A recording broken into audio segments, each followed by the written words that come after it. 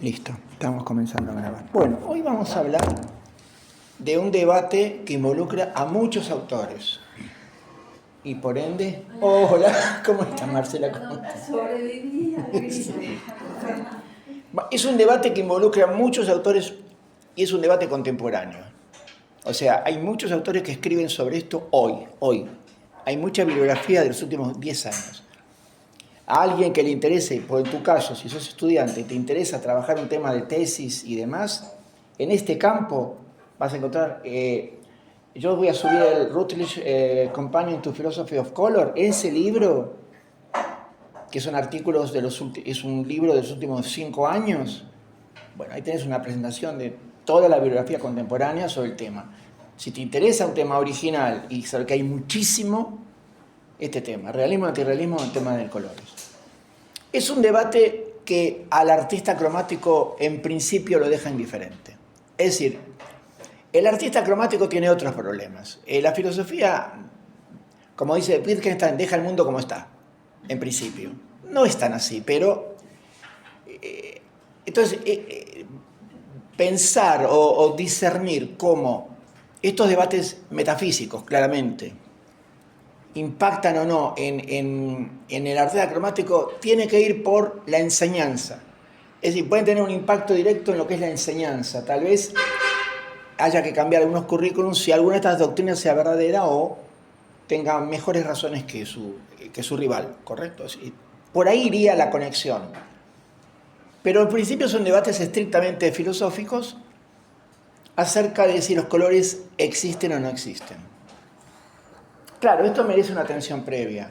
Uno dice, pero ¿cómo el color no existe si yo estoy viendo esto rojo, esto verde, esto color crema, esto color gris oscuro, esto blanco y negro? ¿Cómo es que no existe?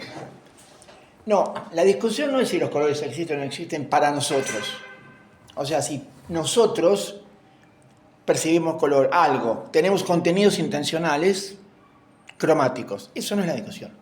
La discusión es si el mundo es coloreado o acoloro. Esa es la discusión. Si el mundo es coloreado o acoloro. No se discute que nosotros tengamos una vida mental intencional cromática. La cuestión es, ¿esa vida intencional cromática es verídica o es alucinatoria? Para un antirrealista del color, como Harding, por ejemplo, autor de un libro muy influyente en el campo, libro de hace 20 y pico de años, que fue una especie de barajar y dar de nuevo, los colores no existen. O sea, el mundo es acromático. Entonces, son todos, ni siquiera son construcciones, como especie de la mente, como los sueños, que son construcciones, un escenario que la mente crea, puebla de cosas que toma de su memoria o de sus fantasías, pero arma un guión que no es real. Bueno, esto sería algo parecido. Es decir, los sueños son reales, sí, para el sujeto, para el soñador son reales. Pero en la realidad no tiene nada que ver, no existe nada que esté en los sueños, en principio. Entonces, este es el debate entre los dos grandes bandos, digamos, antirrealistas y realistas.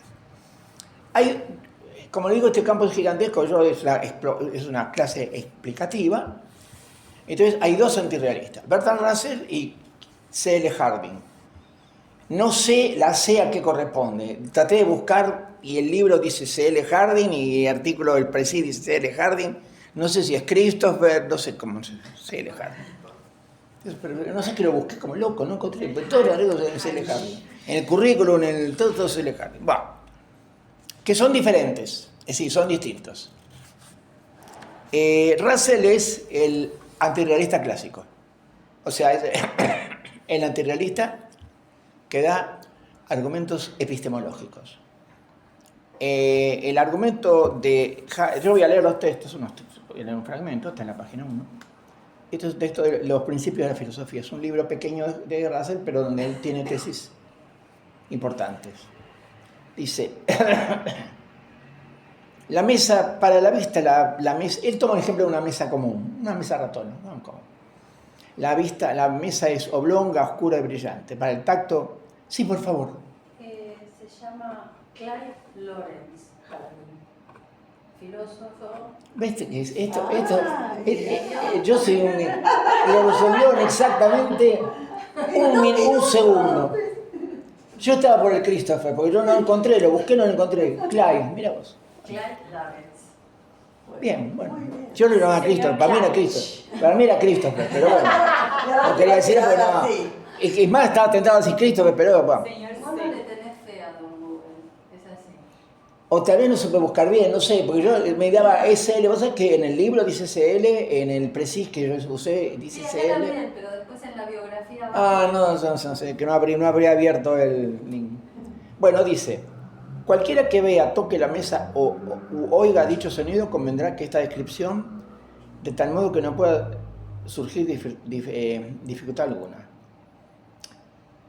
Y ahora vienen los colores. Aunque yo creo que la mesa es realmente del mismo color en toda su extensión, las partes que reflejan la luz parecen mucho más brillantes que las demás, y algunas aparecen blancas a causa de la luz refleja. Sé que, si yo me muevo, serán otras las partes que reflejen la luz, de modo que cambiará la distribución aparente de los colores en su superficie. De ahí se sigue que si varias personas en el mismo momento contemplan la mesa, no habrá dos que vean exactamente la misma distribución de colores, puesto que no puede haber dos que la observen en el mismo lugar o punto de vista. Y todo cambio de punto de vista lleva consigo un cambio en el modo de reflejarse la luz. ¿Recuerdan cuando yo en la reunión anterior mencioné los tropos pirrónicos, que eran los tropos de la variación? Muchos observadores en un mismo momento reportan colores distintos, o un observador en el cambio de su vida reporta colores distintos. Ergo, la percepción visual de los colores no me permite inferir qué color tenga la mesa o la superficie. El argumento es el mismo, solo que los escépticos no argumentaban, sino que decían, bueno, como no puedo discernir, puede que los colores sean reales, puede que no, suspendo el juicio. En cambio, Russell toma ese mismo argumento, toma esa misma cuestión, que podemos llamar la variabilidad continua de los colores, y entonces infiere que los colores no están en la mesa, ¿no? Dice, así el color no es algo inherente a la mesa, sino algo que depende de la mesa y del espectador y del modo como cae la luz sobre la mesa. Pero lo importante es que no están en la mesa. ¿Qué hay en la mesa? Colores asterisco. Pero habíamos quedado en que los colores asterisco, como no dependen de la presencia de un sujeto que los observe, eran los colores en la situación de Berkeley, cuando se apaga la luz. Entonces esos colores no sirven para nada a Russell para determinar el color de la mesa. Y claramente los colores no están en la mesa. Entonces sigue. Cuando en la vida ordinaria hablamos del color de la mesa, nos referimos tan solo a la especie de color que parecerá tener para un espectador normal desde el punto de vista habitual y las condiciones usuales de luz. Esta es una referencia, ahora voy a hacer un comentario sobre esta frase porque esto es muy importante. Sin embargo, los colores que aparecen en otras condiciones tienen exactamente el mismo derecho a ser considerados como reales. Por lo tanto, para evitar todo favoritismo, nos vemos obligados a negar que en sí misma tenga la mesa ningún color particular. Normalmente, cuando uno habla de los colores, se refiere a condiciones normales de observación, condiciones normales de iluminación y condiciones normales de receptor. O sea, el ojo no tiene conjuntivitis, no tiene inflamación, está normal, no tiene ictericia, está todo normal.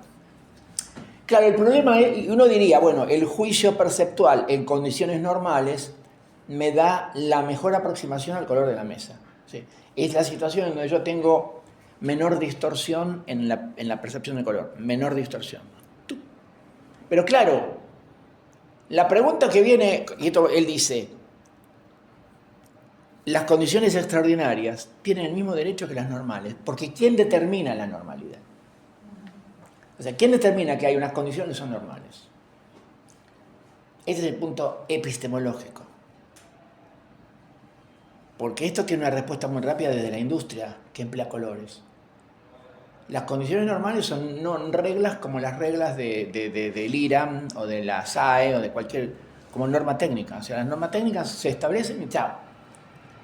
Ningún ingeniero discute las normas técnicas que definen los aceros. Hay 500 aceros distintos, con composiciones distintas, cada uno tiene una norma técnica, esa norma técnica está en libros, se aprenden, si el ingeniero quiere usar determinado acero para determinada función, lee la norma y la norma le dice si esa ese acero es correcto o no correcto. Pero no discute la norma. Si la norma le viene dada, o sea, al ingeniero la norma le viene dada, él dice, bueno, acá en esta situación conviene usar tal acero y no tal otro. O porque oxida menos, o porque tiene más resistencia a la tracción, o a la flexión, o lo que sea, no importa. Él no se pone a discutir, no, pero la norma, o sea, el concepto de normalidad, de norma, de generar normas que queden son convenciones que fija alguien, de ahí para abajo. Ahora, acá, claro, en la industria cromática eso existe. El Pantone es una normativa, vos lo conocés mejor que yo, ¿sabes de eso? Las normativas de colores industriales. Uno va en lo que hacía ese señor. Quiero el color C48G. Listo, te hago, y es el color exactamente igual al que tenía.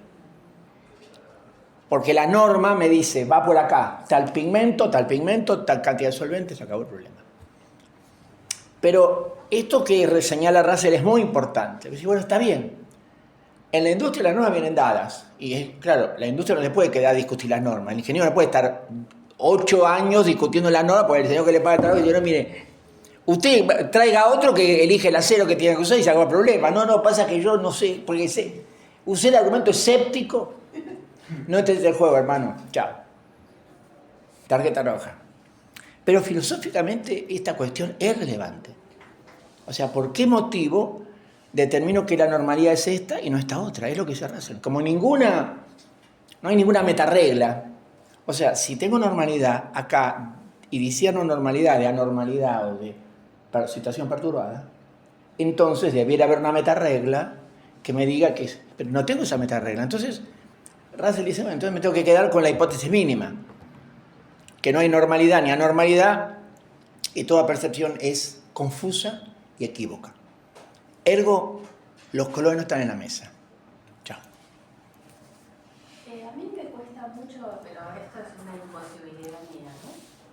Me cuesta mucho entender, quizás ya lo explicaste cuando no pude venir, pero me cuesta mucho entender que dependa de una normativa, porque los colores son previos a la normativa.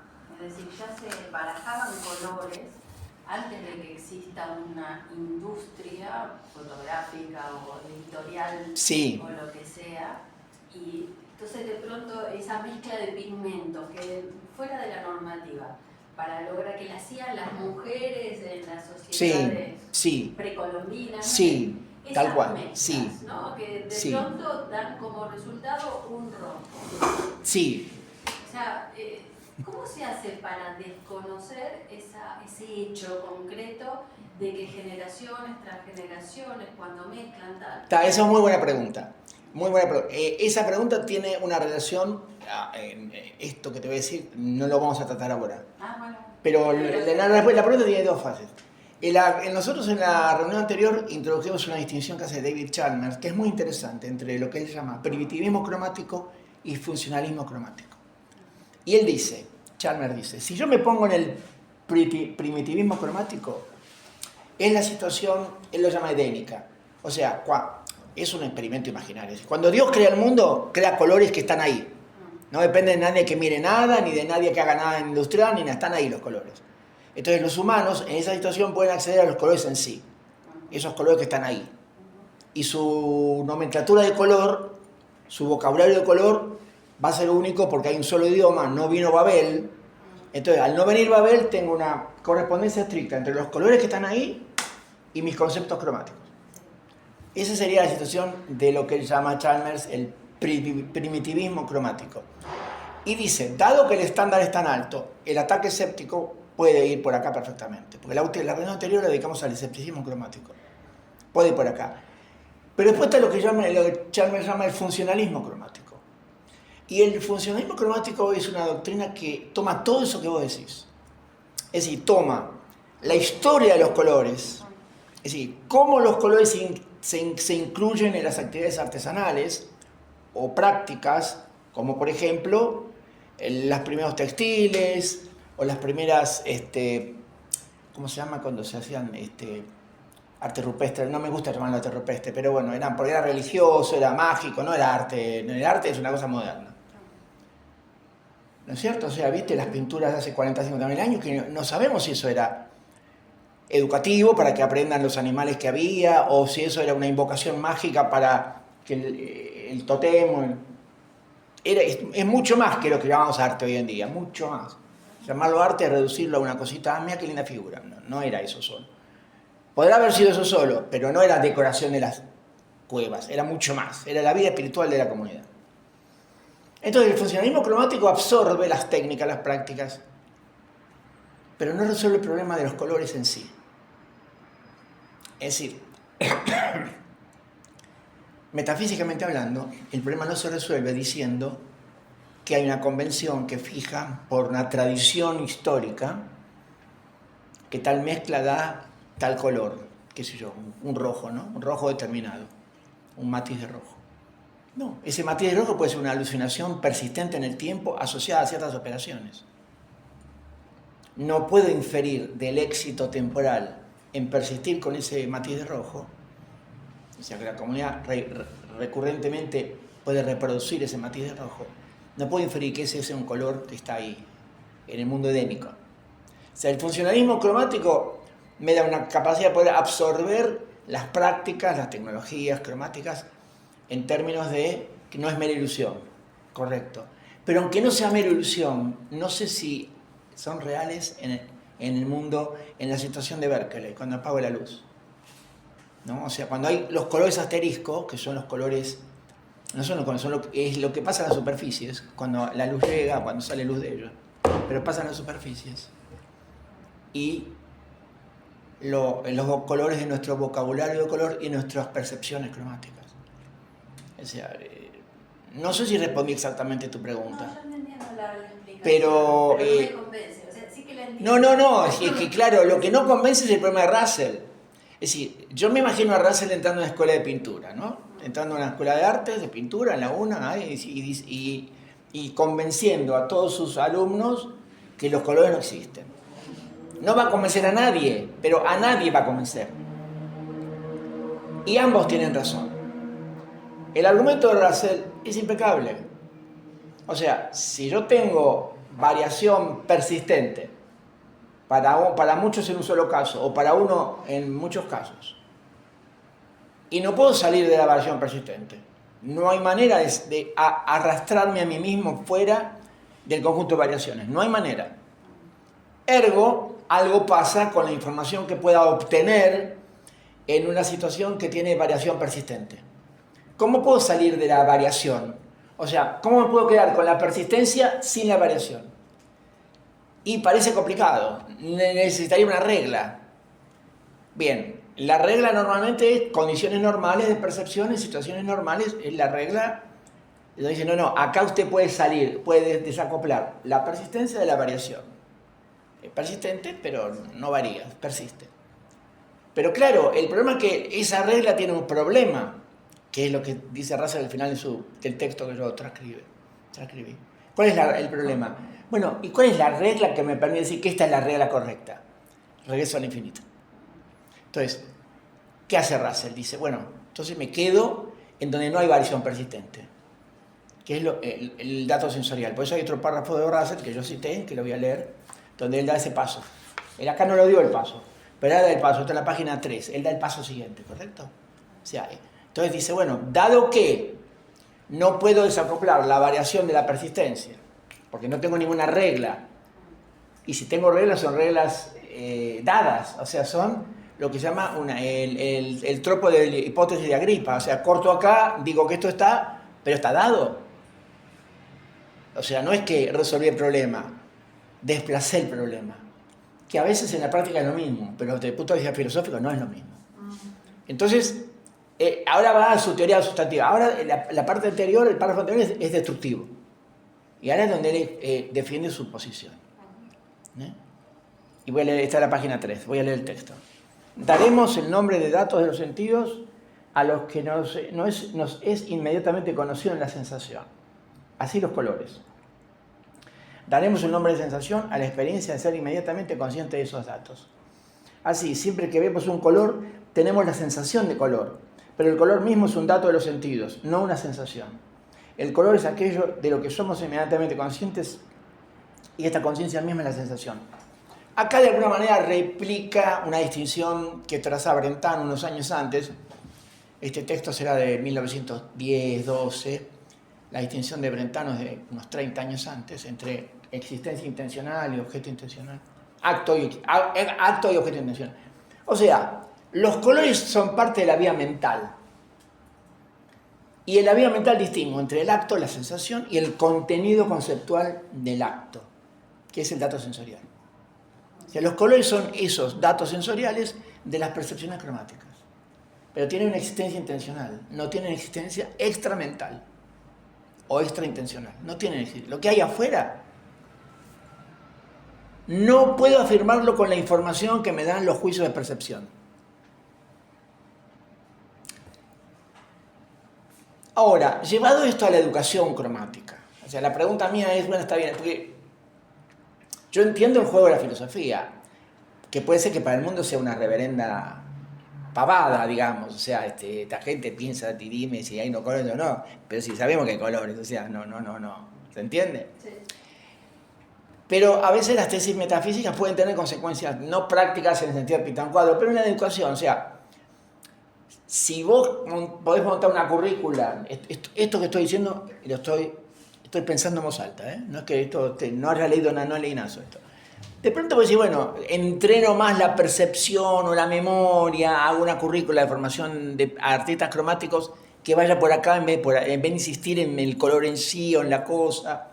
Libero más la conexión entre el color y la realidad supuesta, entonces esto me daría a mí más libertad para que el artista cromático se suelte sin la exigencia de la representación de algo que en rigor, como no existe, no tengo que representar. Es decir, si la mesa no tiene color y yo le digo a 10 pintores, pinten la mesa con su color real, pero no, chicos, olvídense, la mesa no tiene color, esa colora, pero no si yo veo que tiene un color, no, vos tenés el dato sensorial tuyo, en tu situación perceptual. Entonces, sé fiel a eso. El de él es distinto, la mesa tiene todos los colores, porque no tiene ninguno. Pero eso no sería el expresionismo, por ejemplo. Claro, yo creo, esto es una buena pregunta, y yo estoy pensando en voz alta, no es que tenga una teoría sobre esto, pero me parece que si uno lee a las teorías de los movimientos de vanguardia, o sea, si uno se toma el trabajo de leerlas en relación con estos debates del fenomenismo cromático, que es la tesis de Russell en última instancia, o la tesis de Brentano de la existencia intencional, que influyó en Husserl, influyó en Tarkovsky, Casimir Twarkowski, no como el director de cine, sino que hay una U por ahí, que es, en la historia de la fenomenología hay dos patas, una pata polaca y una pata alemana. Ambos fueron discípulos de Brentano, Husserl y Casimir Twarkowski. La diferencia fundamental es que Twarkowski fue realista siempre. Nunca aceptó el giro idealista de Husserl. Y es la cabeza de todas las escuelas filosóficas polacas. Y yo siempre digo a mis alumnos, y se quedan perplejos con lo que digo, después les doy la base documental y ya no se quedan tan perplejos, la filosofía más sistemática del siglo XX es polaca. Claro, Polonia no existía hasta 1918, entonces no era polaca, era austrohúngara o rusa, creo que estaba austrohúngara, parte de Polonia, o alemana, ¿no? Polonia no existió, o sea, Polonia nace en 1918, termina la Primera Guerra Mundial. Pero la escuela polaca de filosofía es extraordinaria. El gran autor traducido, sobre todo en estética, es Roman Ingarden. Ingarden es un filósofo polaco que ha muerto hace unos 30 años, es una generación posterior. Sus libros de estética están traducidos a lenguas occidentales, pero el problema es que él, en Polonia, como no era comunista, entonces lo echaron, lo pusieron en una escuela secundaria a enseñar. Y él escribía en polaco, o escribía en alemán, pero en revistas que se editaban en Polonia. Entonces, claro, no fue conocida su obra, hasta... Pero no se estudia en hermenéutica. En Garden sí, hay 2 o 3 textos sobre teoría literaria y sobre estética de Garden. Pero la gran obra en Garden es metafísica, tiene una enorme obra sobre la estructura del mundo, donde discute con la fenomenología idealista, porque es un realista, siguiendo la matriz de la escuela polaca. Sí. Pero esta pregunta que hiciste vos me parece que es riquísima para jóvenes estudiosos, que es tomar todos los manifiestos, las correspondencias, los textos de los pintores y teóricos y críticos de arte de ese periodo y leerlos en relación con las discusiones filosóficas más puras. Yo creo que ahí hay mucho interesante, pero bueno, es para agarrar a un joven que quiere hacer una tesis doctoral y decir, mira, invertir 5 años en un tema que poca gente trabajó y es riquísimo. Yo siempre pienso que hay temas que hay que en tu caso y tu caso, usted es gente joven que puede hacer un trabajo de investigación importante con tantas cosas, ¿no? Pero sí, yo absolutamente lo que vos decís es correcto, pero es todo un mundo a trabajar. Porque si no, claro, yo explico a Russell y ella dice, está bien, sí, bueno, sí. Hay gente que le gusta jugar al ludo y otra gente que le gusta hacer estas tonterías sobre la mesa. No, o sea, cuando yo soy filósofo tengo que depender el valor de la filosofía. Yo lo tengo clarísimo. Pero me gustaría que transmitirles a ustedes que esto, más allá del conocimiento, digamos, esto tiene un valor absolutamente central. O sea, la vida se juega en esto. Pero en un nivel que no es tal vez el de esta noche como una empanada. Bueno, ahí se me pierde. Justamente las empanadas. Claro, sí, por eso, las empanadas. Pero sí, yo creo que este diálogo que vos mencionás es absolutamente central y que ha existido. Tal vez no ha existido deliberadamente, o sea, pero que encontrás vasos comunicantes y encontrás preguntas comunes, me queda una duda. Profe, ahora una pregunta en ese sentido, que no sé si lo voy a saber hacer correctamente, en eso que dijiste de tradiciones filosóficas así más consistentes, de comunidades tradicionales, así hay algo, o de esa cosa de color, o... No, ¿sabés sobre lo que hay? Sobre lo que hay y esto vamos a dedicar una reunión, una clase, no sé, la próxima no, porque quiero dedicarlo a Jamie Simpson y la óptica ecológica, el enfoque ecológico de los colores. Pero la siguiente la última será el debate entre Goethe y Newton, no debate, la cuestión entre Goethe, Schopenhauer y Newton. Y quiero abordar un tema donde hay mucho, que es la antropología del color. No filosofía del color, o sea... ¿Pero por qué no? Hay un problema fundamental que es la traducción de las nomenclaturas de color es muy difícil. Sobre todo en lenguas que no son de la misma familia, o sea, no en lenguas romances, que más o menos todas conservan las mismas raíces. Pero agarrar, una lengua romance y agarrar una lengua del grupo quiché, la maya, el quiché y un montón de maneras. Bueno, anda a traducir lo que llaman gris, es muy difícil. Muy difícil. De ahí surge una corriente ya filosófica que es el relativismo lingüístico. Los colores tienen dependencia cultural. Pues fíjate que estamos en otro plano que acá. Los colores tienen dependencia cultural. Un color es parte de una gestalt de comprensión del mundo que solo se tiene en una cultura. No se tiene fuera de una cultura. Los colores tienen dependencia cultural. Y hay otra biblioteca que dice, no, mira, lo que ustedes dicen no es así. Todavía hay una discusión. Y en esa discusión es muy importante la información que viene de los antropólogos cromáticos, la antropología cromática, o del color. Es muy importante.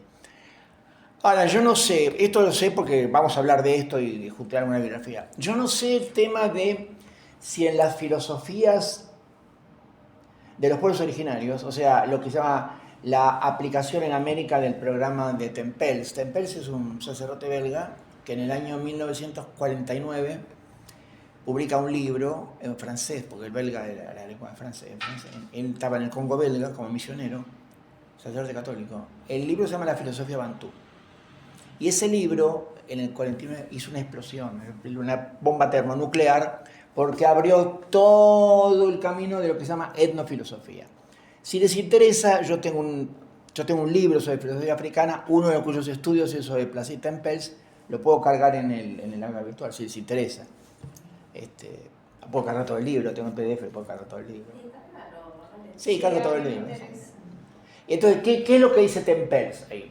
Tempels dice, la filosofía de los pueblos que no tienen grafía, o sea, que no tienen escritura, que no tienen autor, son pueblos donde no hay autor. Es decir, el autor es la comunidad. dice, la filosofía de los pueblos que no tienen escritura se encuentra en las estructuras gramaticales. Entonces, él reconstruye la filosofía bantú de la lengua bantú. Ese trabajo del año 49 influyó acá en América, no te puedo explicar, en Perú, Colombia, en Mesoamérica, entre los americanos vienen abajo, o sea, todo, hay filosofía de andina, de quichua, de montón, que todos aplican el programa que se llama etnofilosofía. El nombre es de Tempels, o sea, Tempels es el que inventa, a lo que yo sé es el que inventa eso.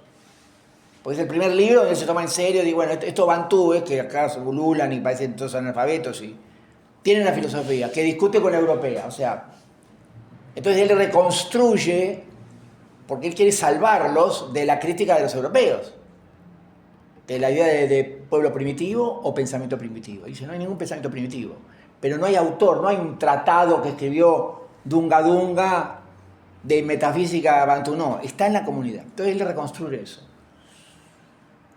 Yo cuando escribí el trabajo, me leí fragmentos del libro la filosofía de bantú, hice el trabajo, leí críticas.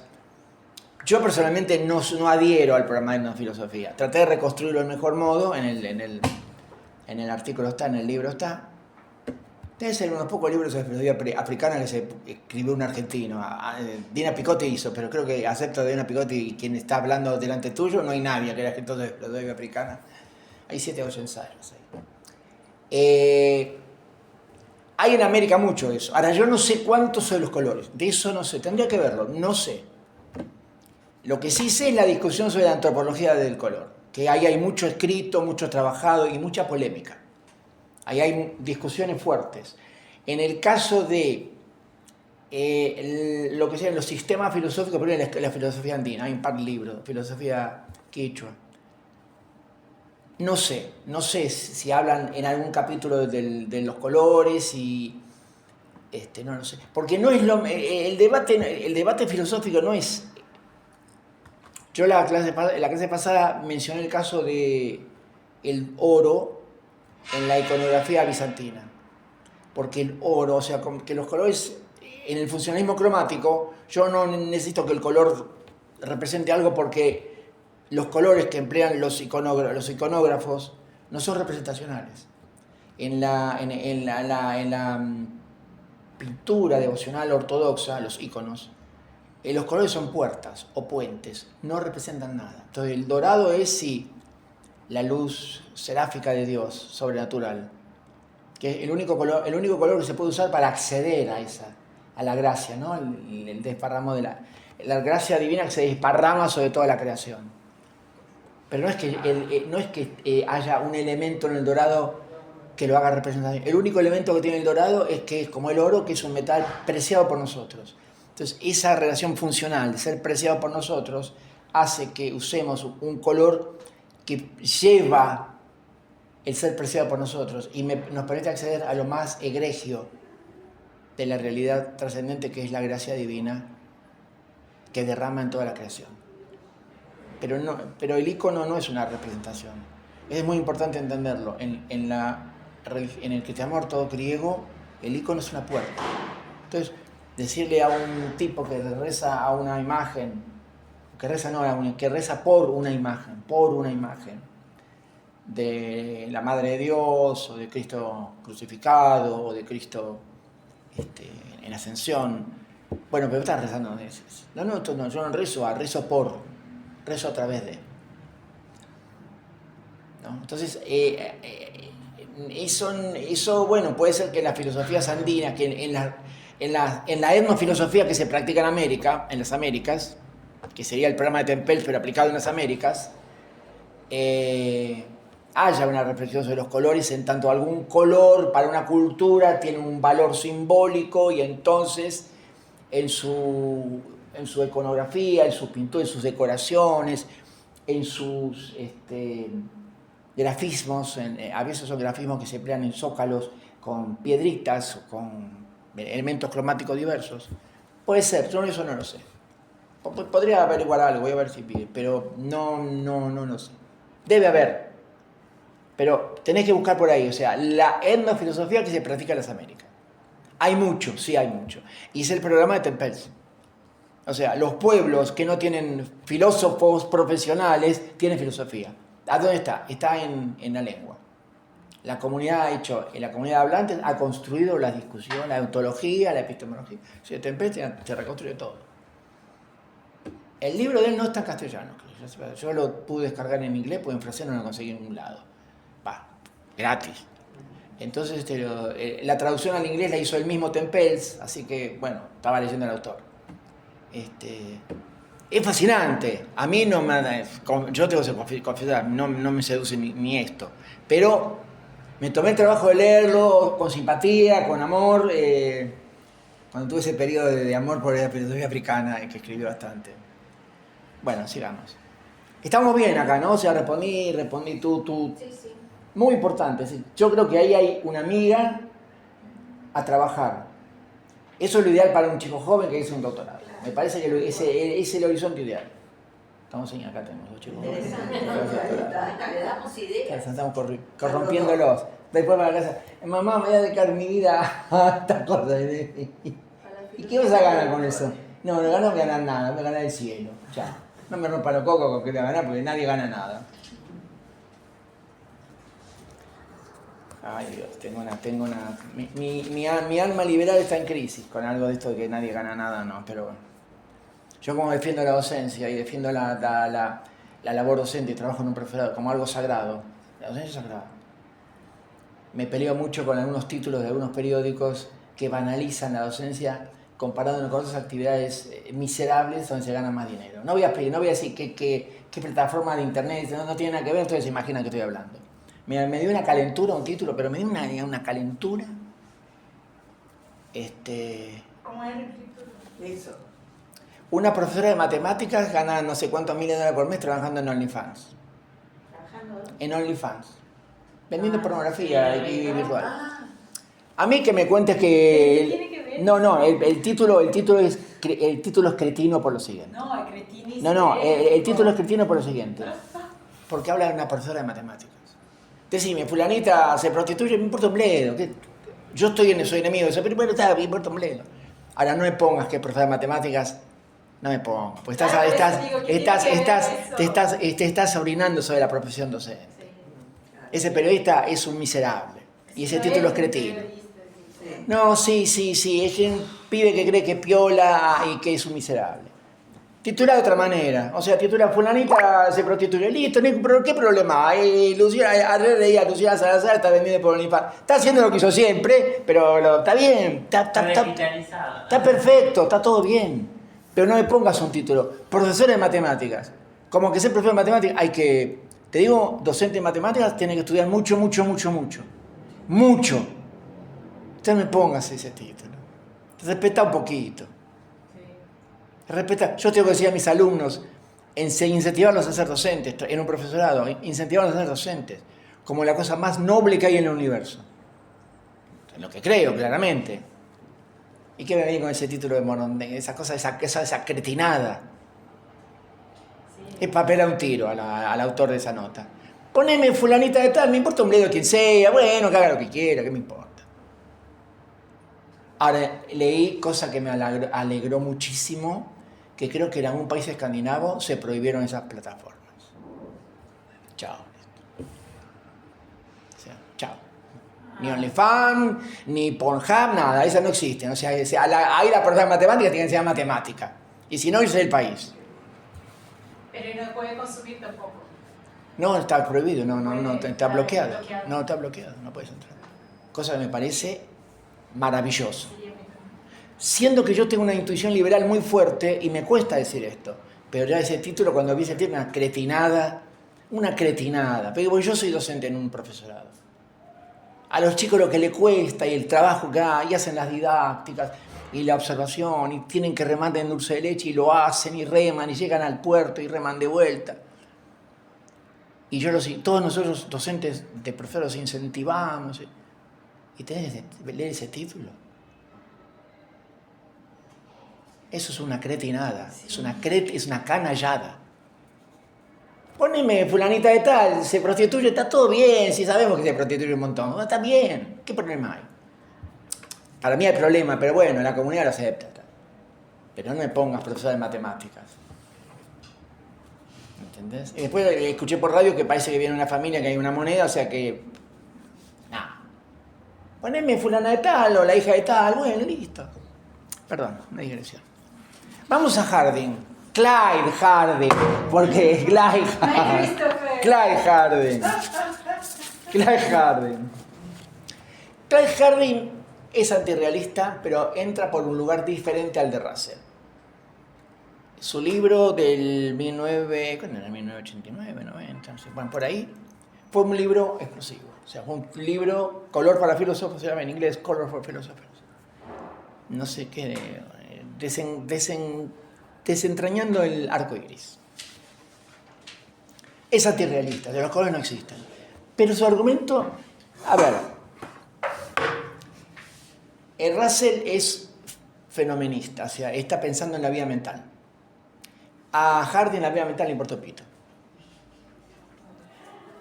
Harding usa numerosos argumentos neurofisiológicos.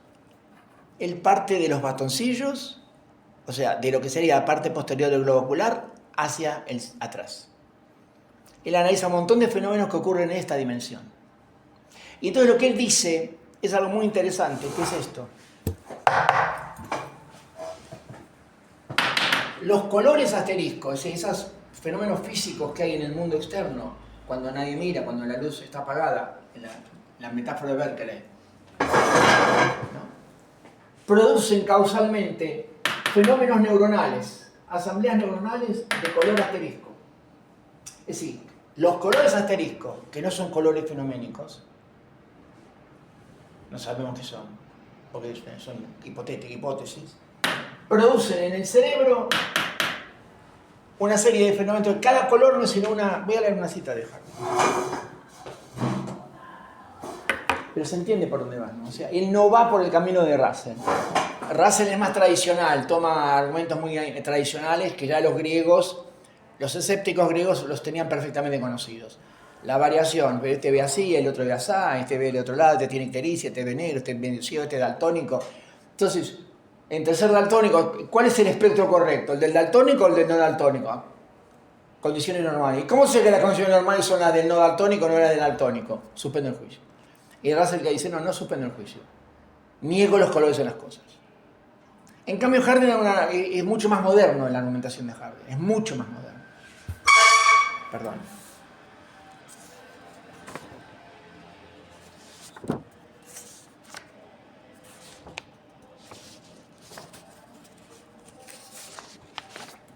En la página 5, ¿no? Una cita. ¿Podríamos decir entonces que es el espectro de luz que irradia desde sus superficies lo que los hace azules? Esta propuesta nos lleva a varias complicaciones.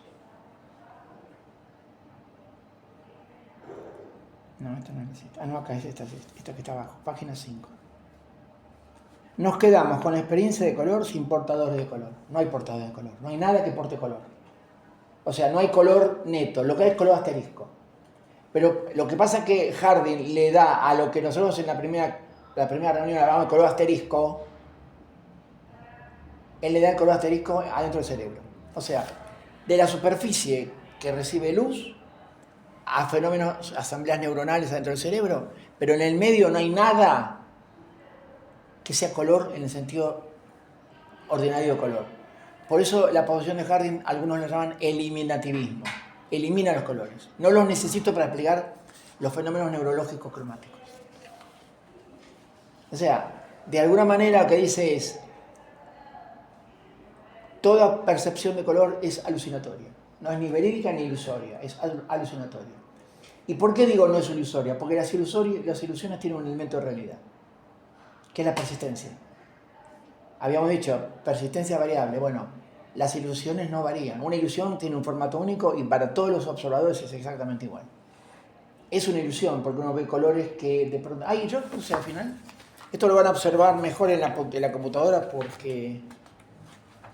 Yo puse algunas ilusiones de color, pero acá las imprimí en blanco y negro porque mi máquina... Pero son ilusiones de color. La ilusión cromática no es un argumento para los eliminativistas. Porque la ilusión cromática, recordemos lo de variación y persistencia. la ilusión cromática es persistente, es la misma. Cada una tiene un nombre de alguien que la descubre y persiste, y por eso se estudia su persistencia. En cambio, lo que Harding diría es, son todas alucinaciones. La alucinación no tiene referente real.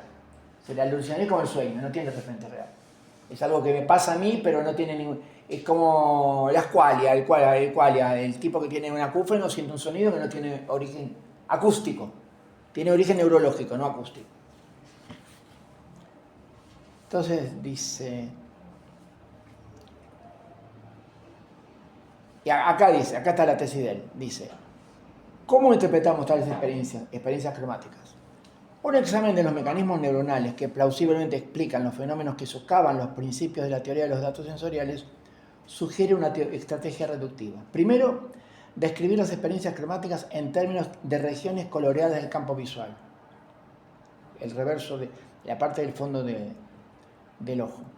A continuación, mostrar cómo se representan los fenómenos del campo visual en la corteza visual y luego mostrar cómo las descripciones del campo visual pueden ser reemplazadas por descripciones de procesos neuronales.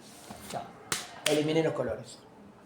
El color fenoménico va a la conciencia y va a la retina. En la retina se convierte en impulsos eléctricos, va por los axones, llega al centro de visión y ahí tengo campos, o sea, organización de las neuronas que le corresponden a cada parte o fragmento del campo visual que es la retina. Chao. Y lo que hay entre eso y la superficie con color asterisco no me importa. Los colores no existen. Chao, desaparecieron. Y puedo explicar causalmente todas las experiencias cromáticas con esta maquinaria. Todo pasa en el cerebro. Todo pasa en el cerebro, sí. A ver, yo hago una consideración al final. Acá, por eso en la próxima reunión quería hablar de James Gibson y la óptica ecológica, que lo pone él no opone, él la complementa a la óptica geométrica, óptica ecológica. ¿Cuál es el punto a favor y el punto en contra de Clive Harding? Él toma un camino diferente, que es la neurofisiología de la visión, y toma un montón de cosas, de defectos, reconstruye muy bien todo ese proceso. Y claro, dice, en ese proceso no hay colores, en el sentido que hay colores visuales, no hay colores. Es más, ni hay ojo. Es todo unas señales, estímulos, ahí no hay nada fenoménico, no hay nada fenoménico. Entonces, él dice, bueno, ¿por qué agregar en el mundo colores si no los necesito para explicar causalmente la percepción de colores?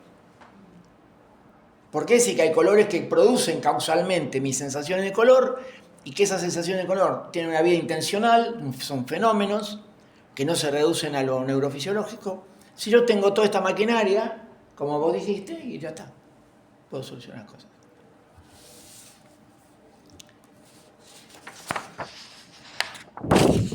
¿Cuál es el punto? Ahora no vamos a criticar a Harding. Pero ¿cuál es el punto en donde Harding pierde la huella? Entender la visión dentro de la evolución. ¿Qué es lo que hace Gibson? Gibson es un psicólogo de la percepción estadounidense que se ha dedicado al estudio de la visión. Entrando de modo completamente diferente. Él no le importa un pito los fenómenos, las sensaciones, los colores son objetivos, están ahí afuera y están relacionados con el comportamiento. Y entonces él introduce el concepto de óptica ecológica, que claro, uno dice, ¿qué es la óptica ecológica? ¿Qué tiene que ver el adjetivo ecológico? Es literal, es óptica que tiene que ver con la relación organismo-medio ambiente. Es más, es un tipo muy sutil, no es así. Igual la próxima reunión vamos a hablar de los colores en la óptica ecológica. Pero básicamente el argumento no contra Heidegger, el argumento que reinstala los colores es la selección natural en muchos organismos distintos ha introducido fototropismos y fotosensibilidad,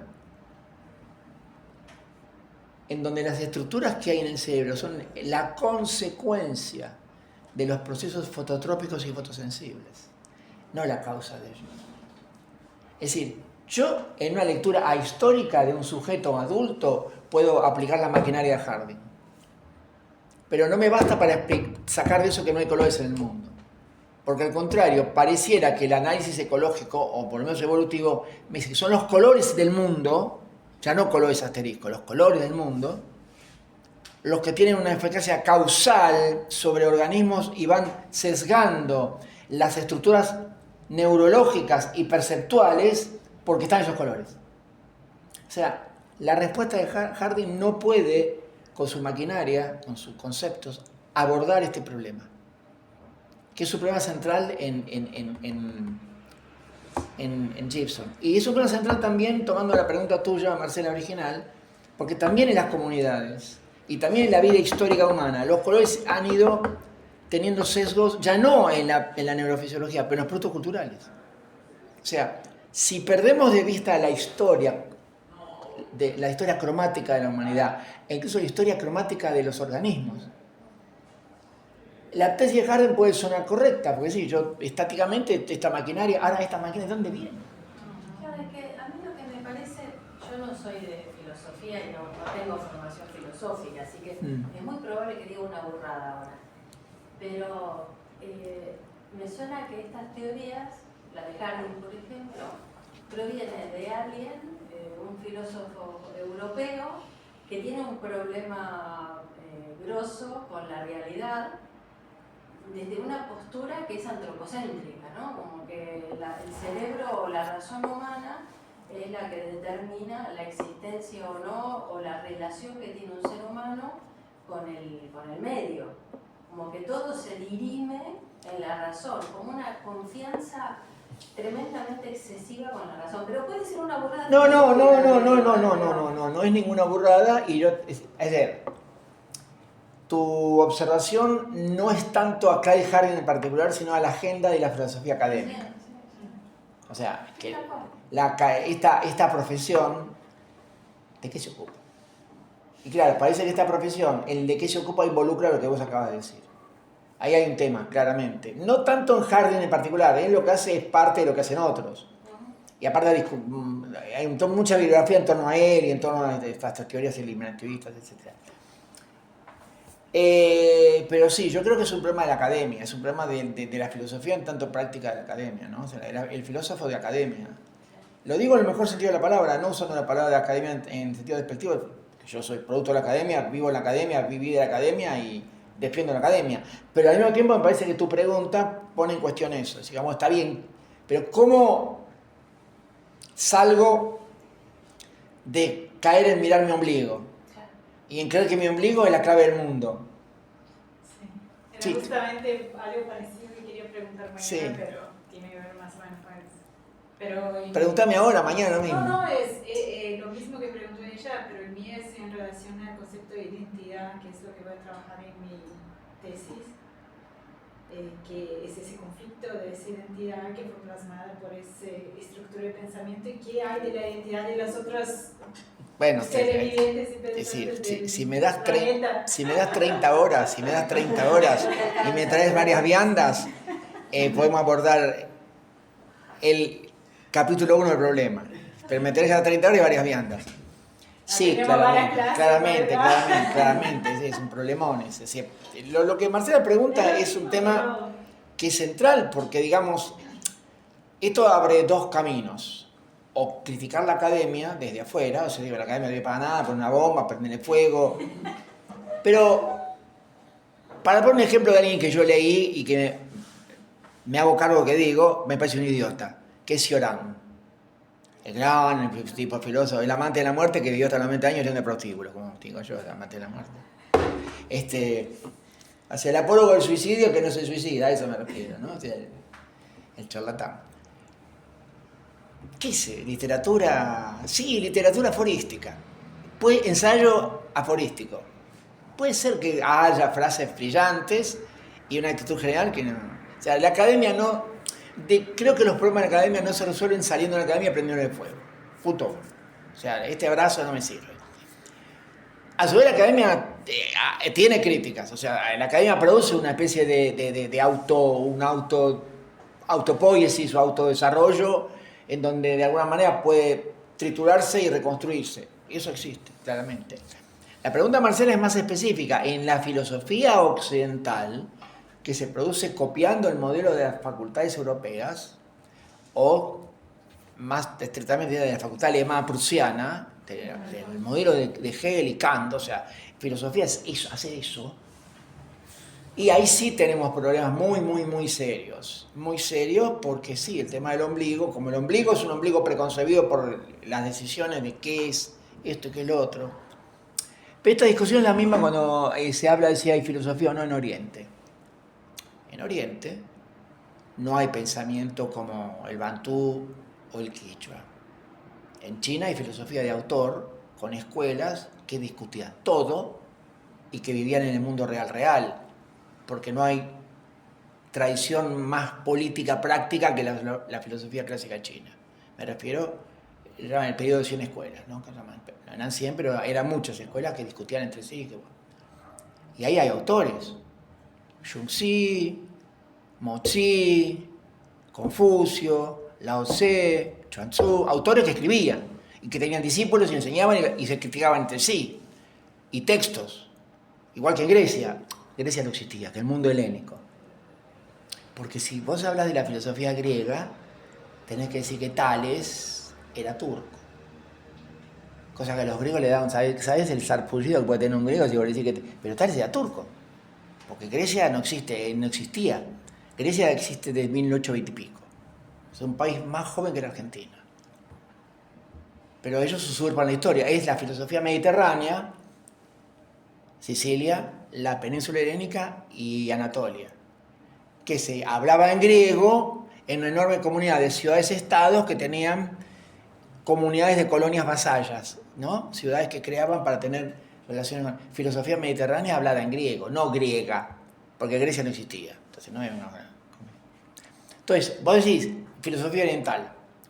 Bueno, no sé si los birmanos tenían una filosofía, desconozco. Ahora, que en el mundo chino y en el mundo indio había exactamente lo mismo que en Grecia.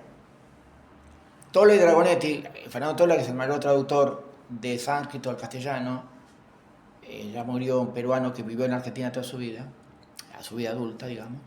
Tuvo familia, tuvo hijos acá con... Yo lo conocí, fue profesor mío y lo quise mucho, a él y a su mujer, a su segunda esposa, Carmen Dragonetti, también experta en budismo y en... Él tiene en su libro Las filosofías de la India un primer capítulo donde él compara, porque él quiere defender, y creo que tiene muy buenos créditos en su texto, el texto de él y Carmen Dragonetti, los dos, para defender que en la India hay tanta filosofía tan rigurosa y tan rica y compleja como la filosofía mediterránea, escrita en griego. Pero claro, pero en Alemania se sigue diciendo que la filosofía es occidental, que eso es otra cosa, el pensamiento es una cosa, otra cosa. Entonces, como yo le dije una vez a un colega, digo, claro, el alemán dice él que no hay filosofía en Oriente, pero para creerle tenía que haber un tercero imparcial que me diga, no un alemán, Flor de Chanta, los alemanes. ¿Se entiende, no? O sea, ¿por qué te voy a creer, Chantón?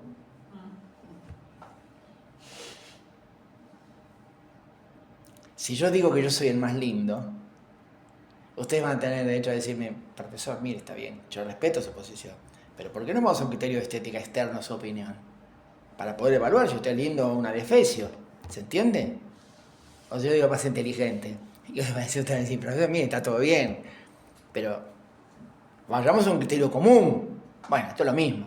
Si un alemán dice que la filosofía es alemana o occidental y básicamente alemana, y el resto es que otra cosa, bueno, ¿sabes qué? No te creo. Bien, vamos a esto, vamos a seguir con esto. No, es que la filosofía es tan interesante que todo es digno de realismo. Las teorías realistas cambian totalmente el eje. Los colores están ahí. O sea, en donde los antirrealistas no veían colores, estos ven colores de todos lados. Y colores, no colores asteriscos. Colores asteriscos hay, pero lo que nos interesa son los colores, que son los colores fenoménicos. O sea, los colores que nosotros tenemos en la percepción cromática están ahí. Bien. Una teoría realista es lo que se llama el primitivismo de color, que la exponen Alex Birney y David Silver. Este no es el matemático, Silver, es un autor, es un yankee, especialista en color. Con Birney hicieron una antología dos tomos muy importantes en el debate contemporáneo sobre los colores. Una obra de los 80 que publicó el MIT, que es como una especie de punto de referencia a las discusiones contemporáneas sobre filosofía del color. Entonces, ellos definen el primitivismo, esto está en la página 7, primitivismo del siguiente modo. La característica mínima que define el primitivismo es simplemente que los colores no son idénticos a las propiedades físicas, por ejemplo, las formas de alterar la luz, las disposiciones que afectan a los perceptores. Los colores son propiedades sui generis. Los colores no se reducen a otra cosa. Los colores no son los colores asterisco. Esto es una tesis importante del primitivismo. Los colores son propiedades objetivas y primitivas de los entes físicos y de las superficies de los entes físicos. No se reducen a los colores asteriscos, o sea, no reducen a la base material, ni a la mecánica cuántica, ni J. Y no son ilusiones, y son reales. Esta es la tesis fundamental del primitivismo. Los primitivistas suelen ir más allá, y para nuestros propósitos podemos considerar esta perspectiva como algo más sólida que el primitivismo mínimo. Los primitivistas suelen sostener que existe una única propiedad azul, rojo, etc. Por lo tanto, rechazan la visión relativista de que los colores son propiedades indexicadas por los perceptores y las condiciones de visualización. O sea, los primitivistas no solo que sostienen que los colores son propiedades objetivas, no reducibles, tampoco son propiedades relacionales. Si recordamos lo que dijimos de Demócrito en la primera reunión, que Demócrito decía, bueno, hay propiedades intrínsecas y relacionales. Los colores son propiedades intrínsecas, objetivas y simples y básicas.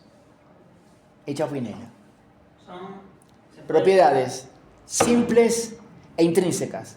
No son propiedades relacionales, no tienen que involucrarse al receptor ni a las condiciones de visualización para hablar de los colores. Y puedo decir que los colores, según esta mirada, ¿no?, son eternos, inmutables.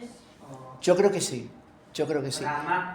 Yo creo que sí, yo creo que sí. Yo creo que estos autores te dirían que el azul tiene esa existencia que no es física y que no es perceptual. Entonces, no está sometida a las variaciones de la percepción. Todos estos argumentos de Russell, de que la mesa, eso es una tontería absoluta y eso no cuenta para nada. Y tampoco están sometidos a los cambios de las superficies, porque las superficies son entidades físicas, entonces cambian. La manzana cambia el color cuando se pudre, cuando madura excesivamente. Entonces la manzana que era roja se pone más bien morada, y el queso que era amarillo se pone verde por los hongos que le crecen a las levaduras. Cuando le das muchas veces una remera. Lo mismo. Entonces, esos colores que son básicos y simples no estarían sometidos al cambio, ni en el perceptor, por las circunstancias diferentes de que puede cambiar la percepción cromática, ni en la superficie y en el color asterisco. Entonces, los colores asteriscos son propiedades físicas y por ende están sometidos a la mutación. Estos colores, por lo menos en estos autores, así dicho, ¿Y qué son? Perdón, me perdí ahí. propiedades básicas de la realidad, como los números. ¿Son propiedades básicas? Sí, ellos son realistas extremos. Claro. Los colores están ahí. Es muy metafísico. Sí, claramente es una posición, están respondiendo a los antirrealistas, están peleando y bueno, como en filosofía siempre tienes que poner un axioma, es un axioma de ellos. Sí, claramente. Pero yo creo que si vos rascás, si vos querés explicar el funcionalismo cromático, o sea, la persistencia, ¿no? Cuando dijimos la persistencia y la variación, bueno, supongamos que yo pueda emancipar funcionalmente la persistencia. No ontológicamente. O sea, supongamos, tomando lo de Russell, pero decir, bueno, yo te respondo, Russell.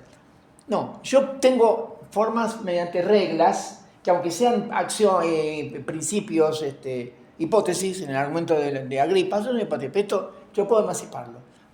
Entonces, estos tipos van un paso más allá. Dicen, bueno, si yo tengo persistencia de colores, persistencia cultural, de colores, persistencia artística en las artes cromáticas, si puedo crear colores, o sea, hay colores que no existían nunca y de pronto un artista, un autor, un artista cromático los crea. Esto, ¿cómo explico esto? O sea, ¿cómo explico el inmenso éxito funcional cromático? ¿Se entienden esa pregunta? ¿Cómo explico la persistencia? Más allá que las reglas que separan la persistencia de la variación sean reglas convencionales, pero no importa. Porque dada la regla, tengo una persistencia persistente. continua, enseñable, aprendible y mejorable. ¿Cómo explico esto? Y pareciera que un tipo de argumento trascendental sería el que ofrecen ellos, tipo kantiano, para pensar en tus intereses.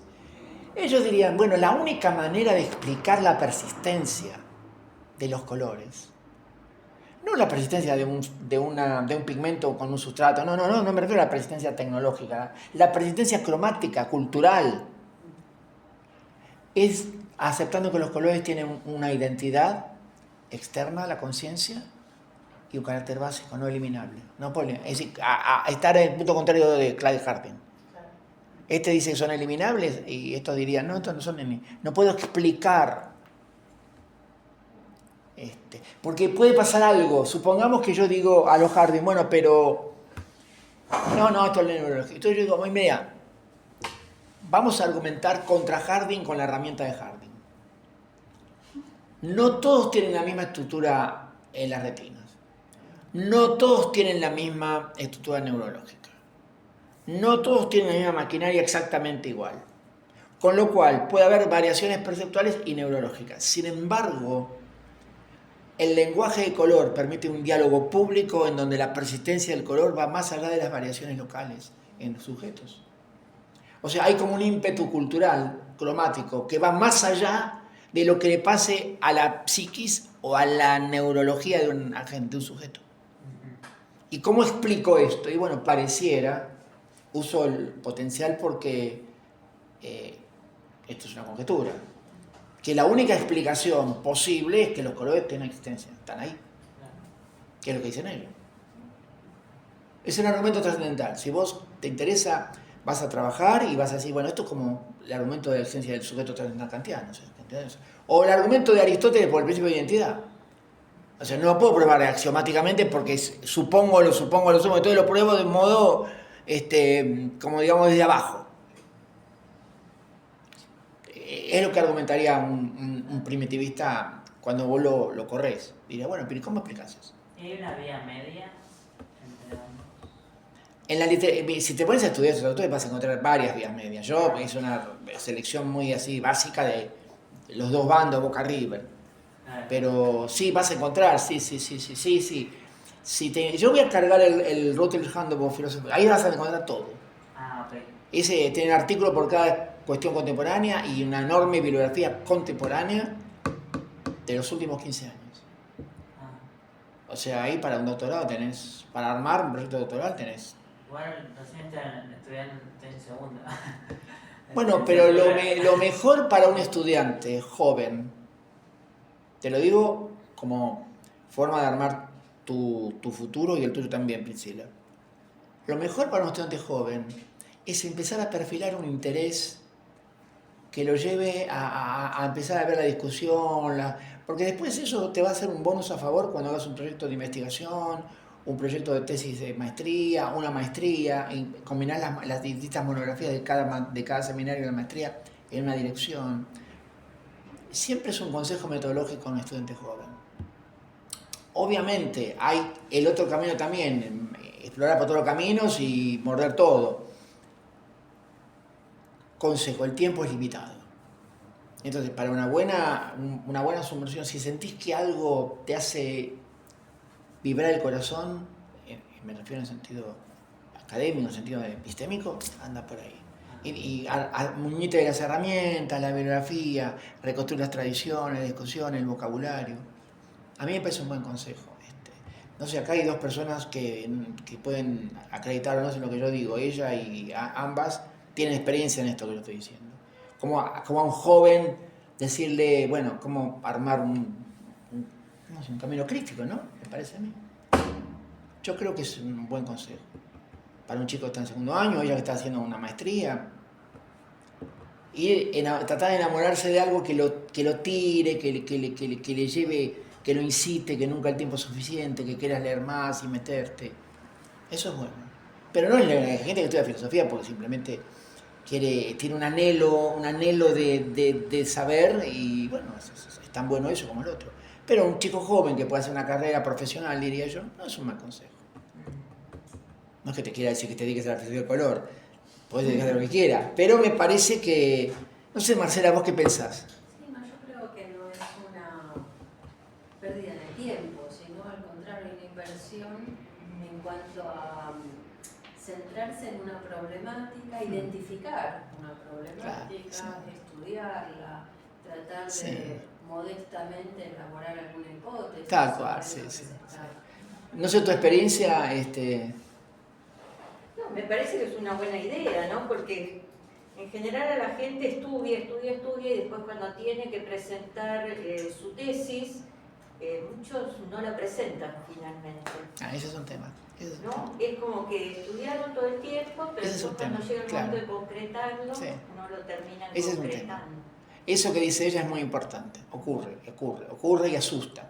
En cambio, si vos la tenés un enamoramiento con algo, al contrario, la tesis es una oportunidad. La anhelás y te metés y trabajas. Son consejos. O sea, para que lo piensen, lo consulten con... Pero me parece que la experiencia de nosotros que tenemos algún añito... sí, para eso sirve. Para eso estamos como así... ¿Qué hacer? Bueno, es decir, el argumento que dan estos autores tiene que pensar en términos de un argumento trascendental. Es decir, ¿cómo explico? Asumimos el funcionalismo cromático de Chalmers. Está bien, el problema ontológico fundamental de Dénico me desentiendo. Pero ¿cómo explico ese éxito en la historia, la persistencia, la creación de colores? Yo me acuerdo hace unos años fui a ese centro cultural que está en La Boca y en la Vuelta de Rocha. Fundación, ¿cómo? Proa. Porque había una exposición de un francés que había inventado un azul. Klein, que se llama, creo que es un Klein. Y entonces el tipo había inventado un azul que tiene su nombre y está patentado por él. O sea, en vida de él hay que pagarle para usar ese color. En el Pantone o en los catálogos. Y era fascinante.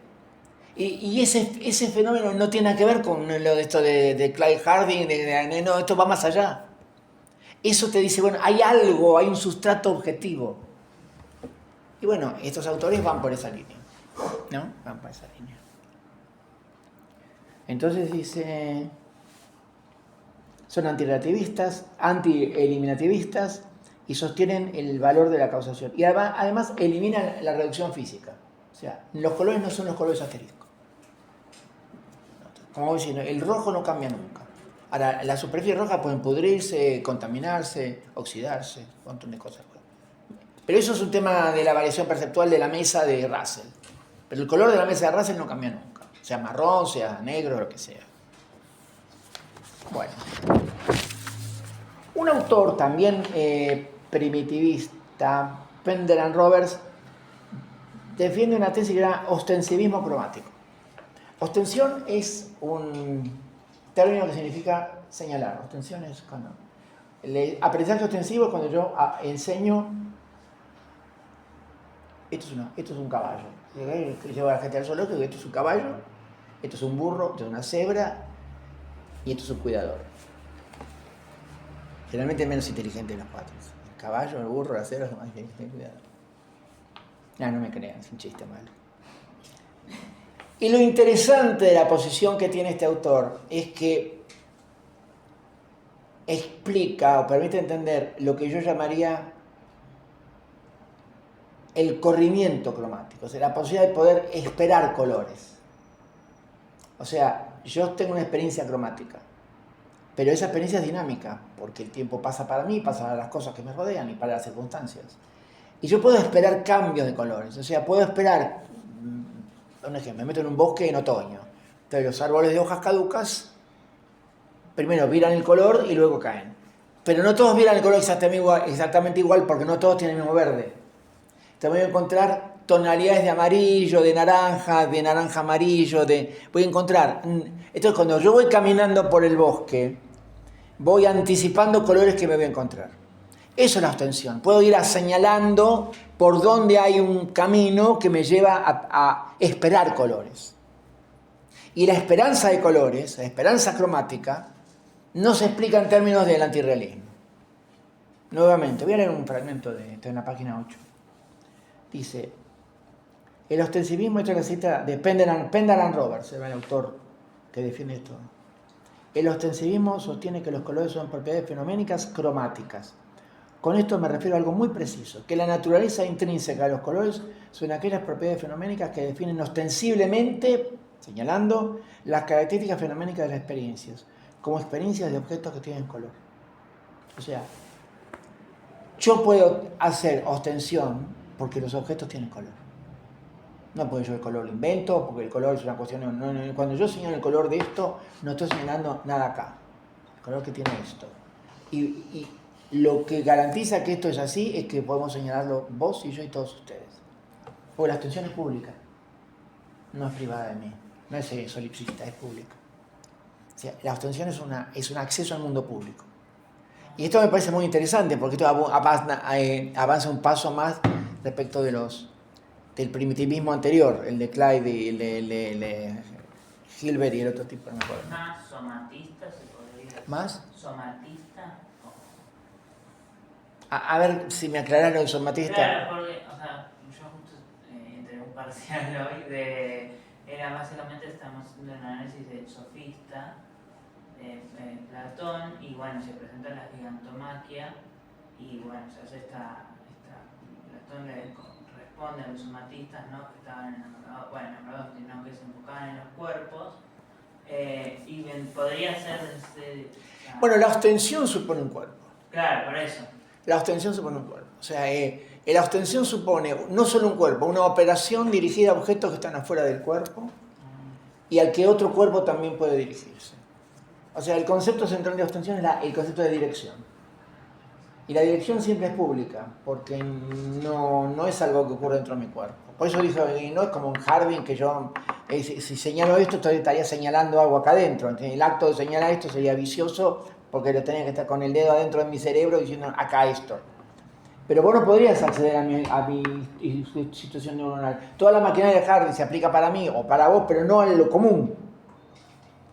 En cambio, esta idea de ostensión me pone frente a un común, cromático en este caso.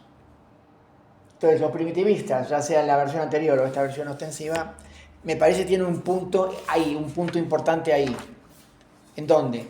En que pueden explicar, mediante esta tesis tan radical, cuando uno viene de los argumentos relativistas, escépticos o antirrealistas, dice, ¿estos tipos qué sostienen? No, un momentito. El argumento trascendental es muy potente. ¿Cómo explica usted el éxito cromático en la historia cromática de la humanidad?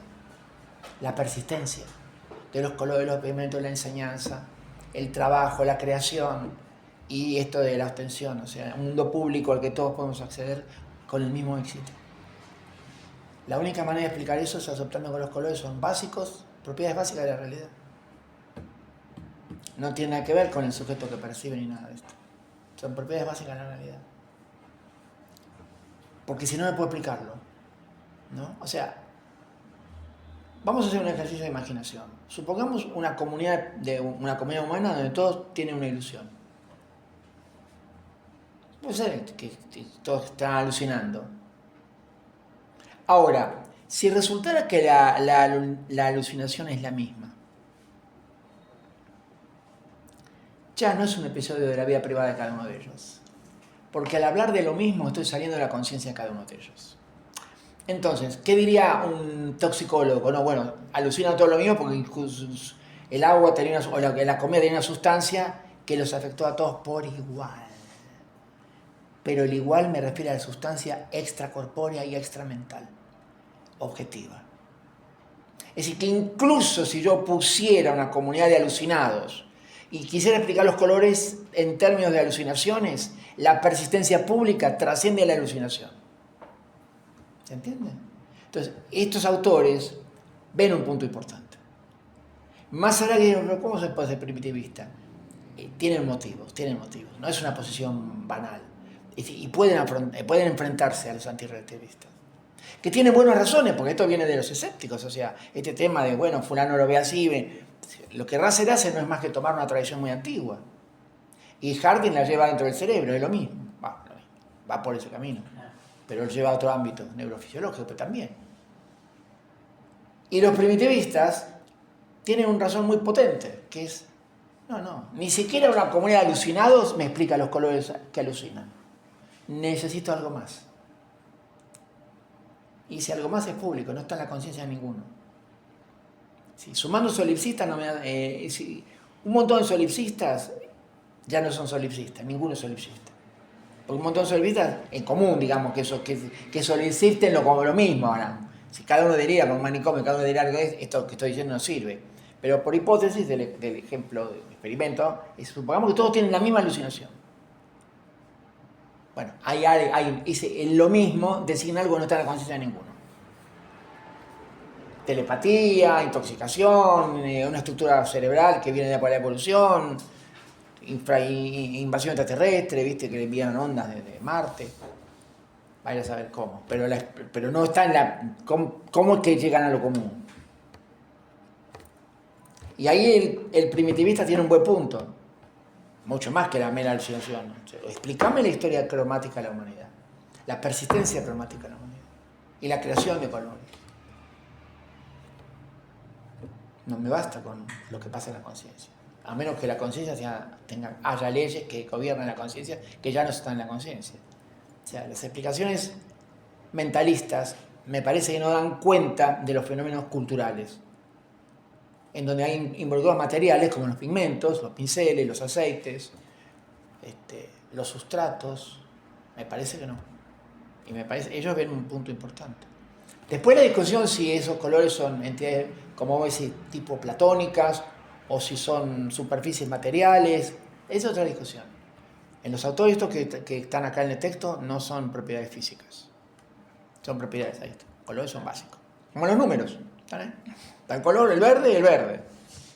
No sé si son platónicos, porque no leí tanto, puede ser platónicos o puede ser persistentes, es decir, hay gente que defiende que los números son objetivos sin ser platónicos. O platonismo matemático no es el platonismo de Platón, es un platonismo más modesto. Pero sí puede ser claramente, esos colores no cambian. La superficie cambia, los sujetos cambian, los colores no cambian. Se agregan.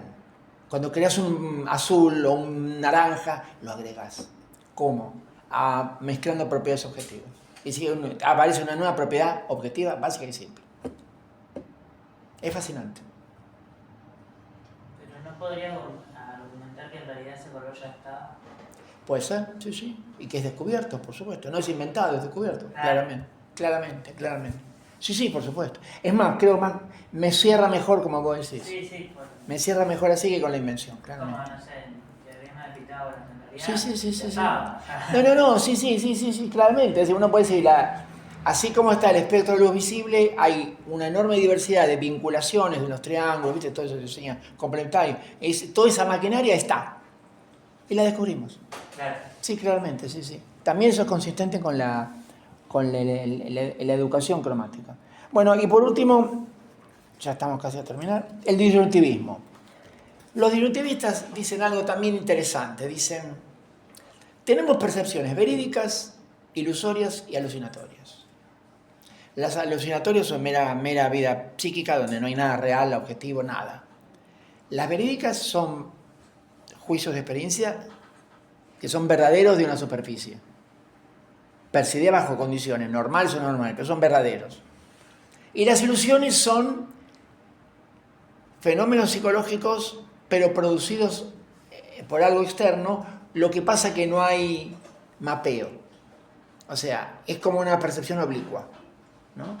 En semántica tenés el significado recto de la palabra, el significado literal, y el significado metafórico, metonímico. Esto es algo parecido. O sea, habría que ver las ilusiones como metáforas cromáticas o una especie de retórica cromática. Sí.